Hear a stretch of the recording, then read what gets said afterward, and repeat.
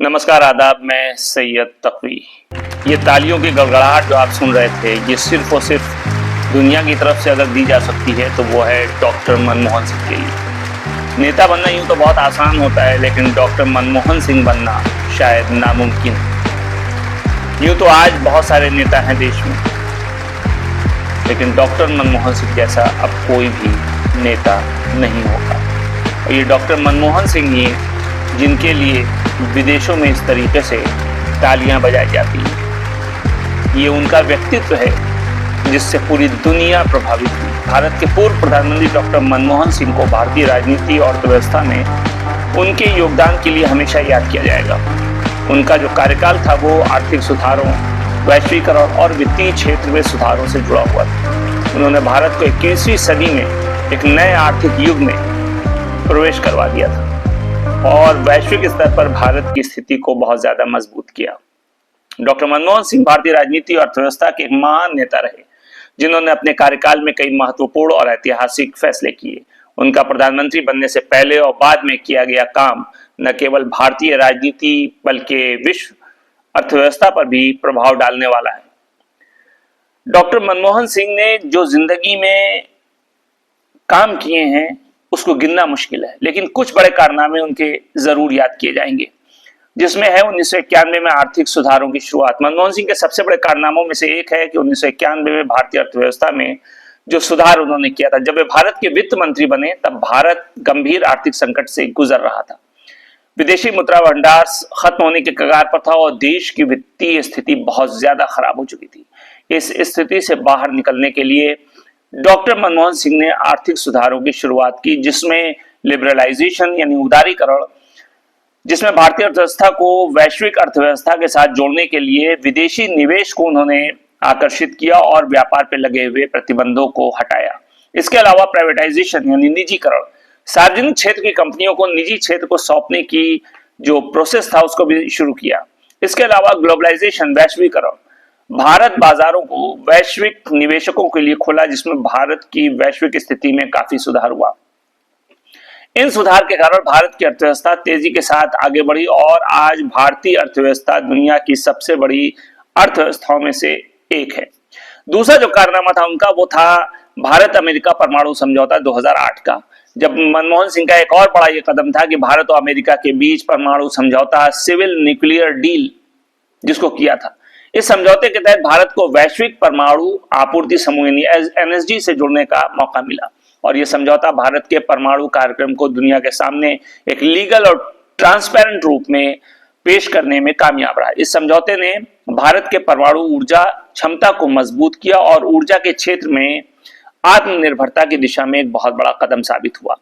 तीसरा उनका जो बड़ा कारनामा था कि विकासशील देशों की एकजुटता और बहुपक्षीय मंचों पर प्रभाव।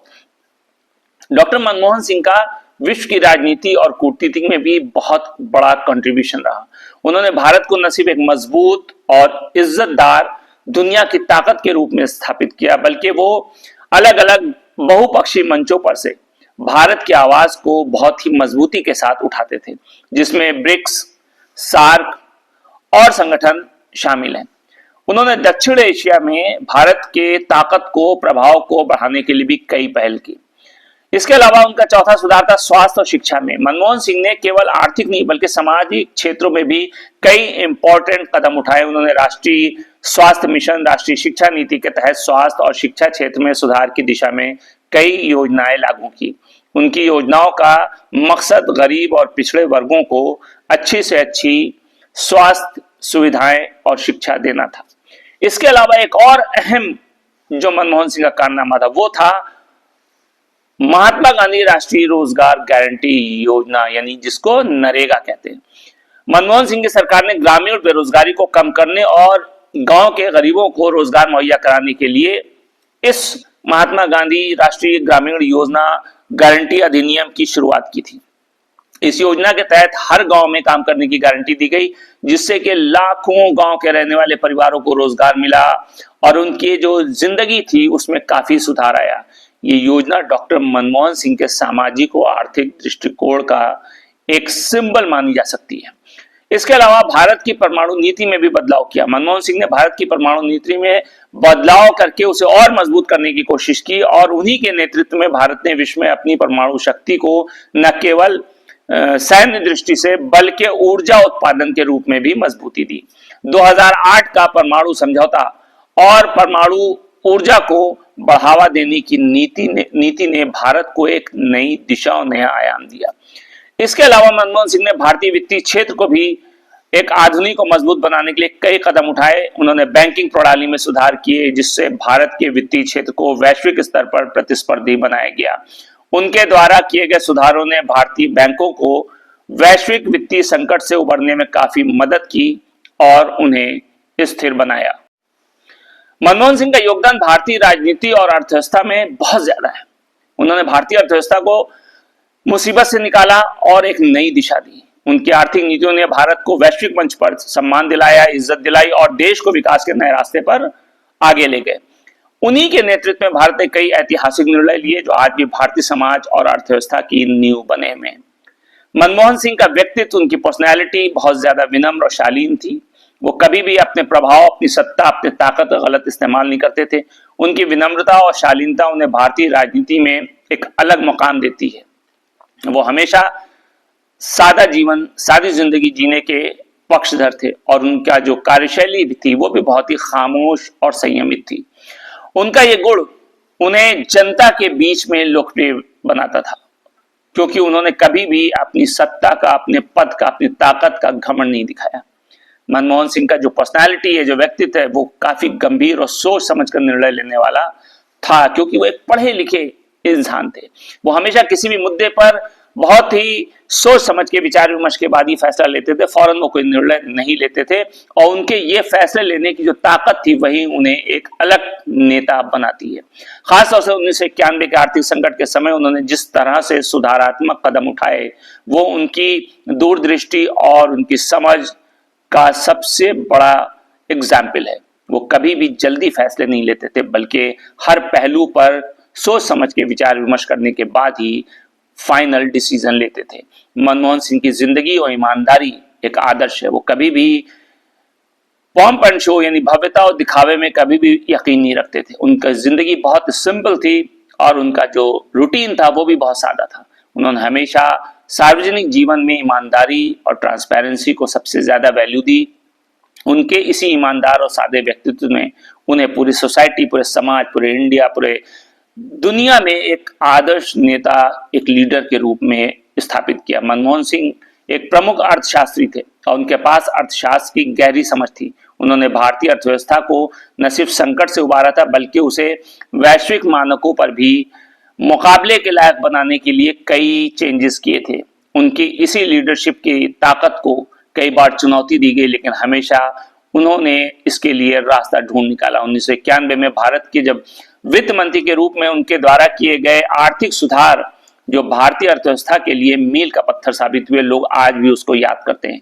मनमोहन सिंह का व्यक्तित्व, पर्सनालिटी सिर्फ एक कुशल नेता और विशेषज्ञ की नहीं थी बल्कि वो एक समाजसेवी भी थे, एक मानवतावादी भी थे।